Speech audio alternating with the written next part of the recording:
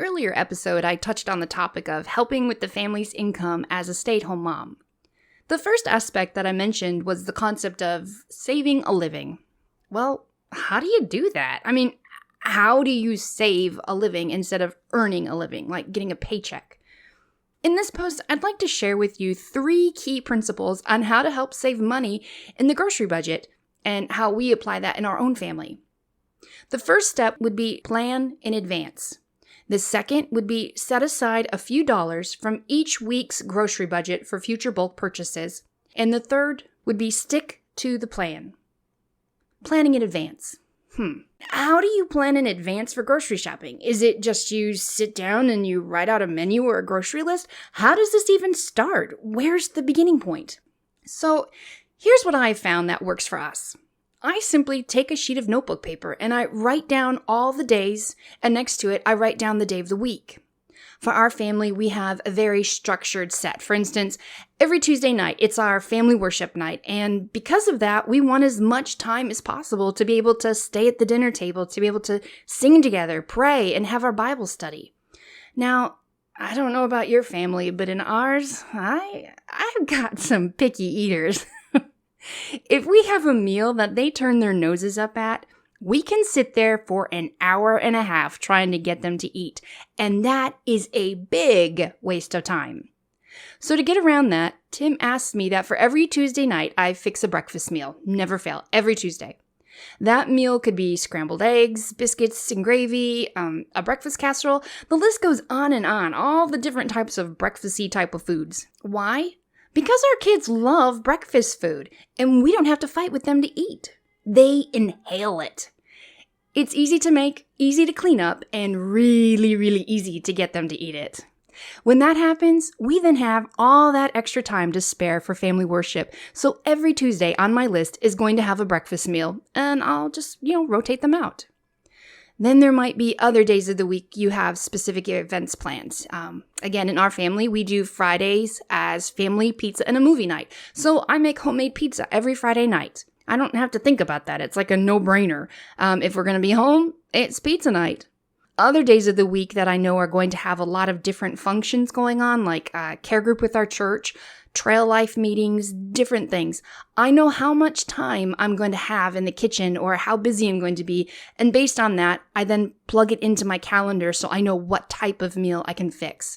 For instance, if it's a therapy day and I'm not going to get home until late afternoon, I'm not going to have a whole lot of time to fix, a big fancy meal. So that's something on those nights where I'm going to consider, I probably need to put something in the crock pot, or, what can I put in the pressure cooker that's going to be really fast? I just plan in advance.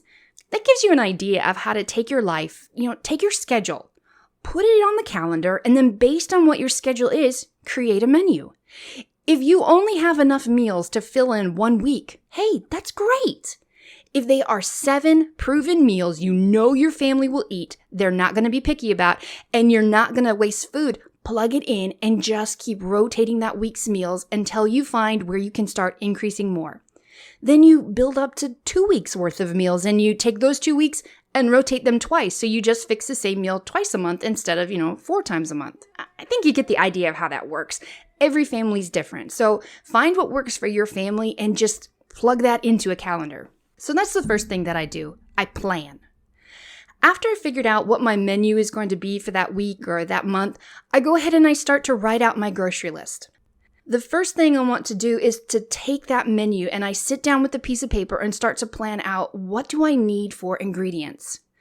After I know what ingredients I need for that entire week, I go to my freezer and my pantry and mark off every single ingredient I already have in stock. Because if I don't need to buy it at the grocery store, that saves money because I already have it. Once I've done that, the next step would be to fill in the gaps, like plug the holes, so to speak. I would do that by sitting down with the sale papers. They send out the paper every Tuesday with the Kroger ads in our area and coupons.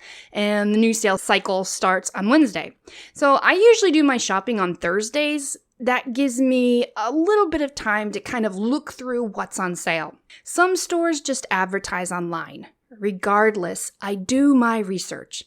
And the key to that is try to plan on shopping at least 3 different stores. Why is that important? Because if you only shop at one store, more than likely you're not going to save money. Take advantage of price wars. That's the benefit of capitalism. Stores have competition and want your business. So they're going to give you every incentive possible to come shop with them, which means that you save more money. You need to learn how the system works. The best way I found to do this was keep a little notebook inside my bag, and I write out everything that I regularly buy. For instance, you buy milk every week, or, if you shop once a month. I'm sure you buy butter or bread, breakfast items, flour, sugar, those types of things. Whatever it is that you buy regularly, start writing down the prices. You write the name of the store and you write the price.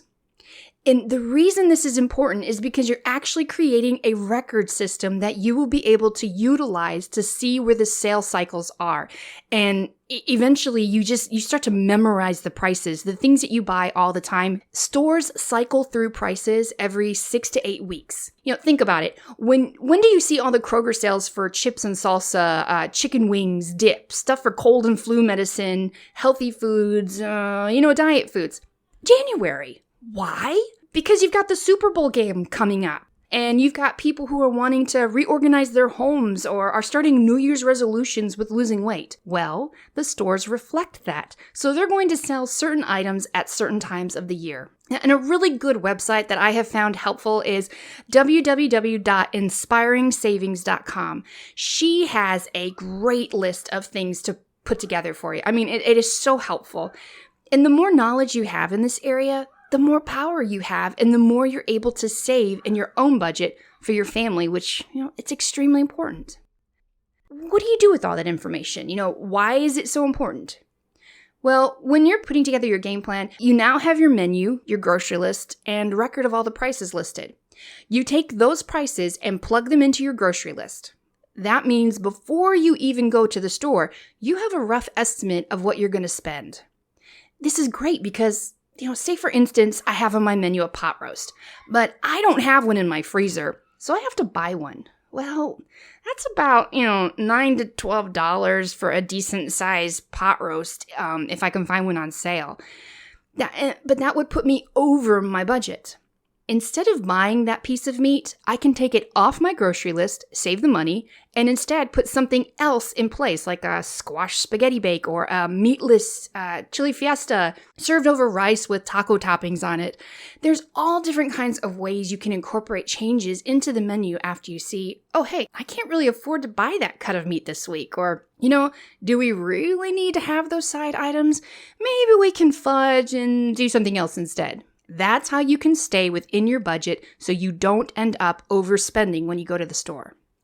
The second thing I would say in this would be to always try to set aside a few dollars from each week's grocery budget to have a surplus available. I literally have to force myself to take money out of that budget and set it aside.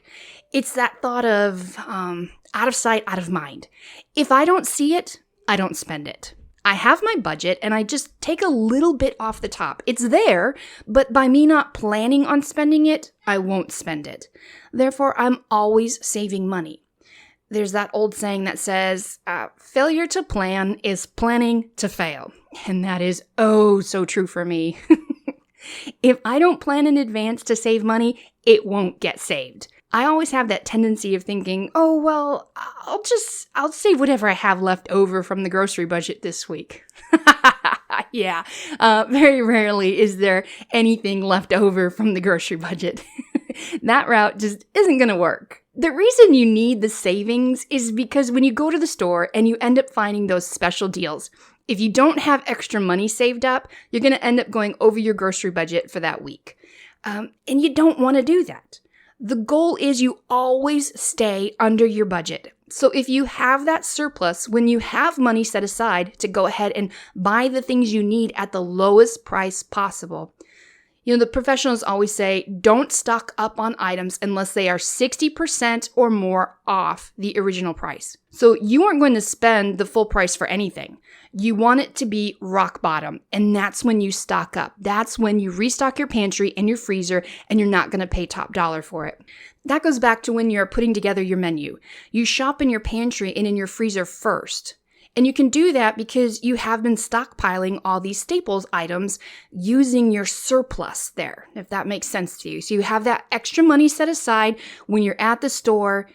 If you see those special buys, you have that extra money to go ahead and bulk up. You can restock your staple items. That's how over time that snowball effect begins to kick in. You start to save more and more and more because you're not having to go to the store.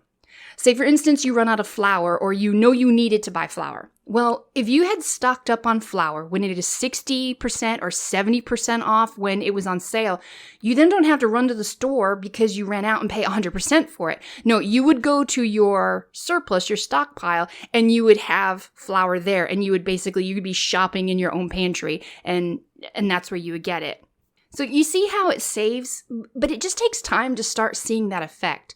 So again, the second principle of always setting aside a few dollars from your budget is very, very important. The third principle to this, and I think it's probably the hardest, but most beneficial, is stick to the plan, no matter what. If you need to save money and things are tight, just really tight, and you're struggling, do not deviate off your list for any reason, especially if you don't have that surplus saved to buy those on sale items. I don't care if you see the best deal ever and you're like, oh, I so could use that and it would help save money in the long run. No, if you don't have that extra money in your surplus saved and it's going to cause you to go over your budget, don't do it. Do not.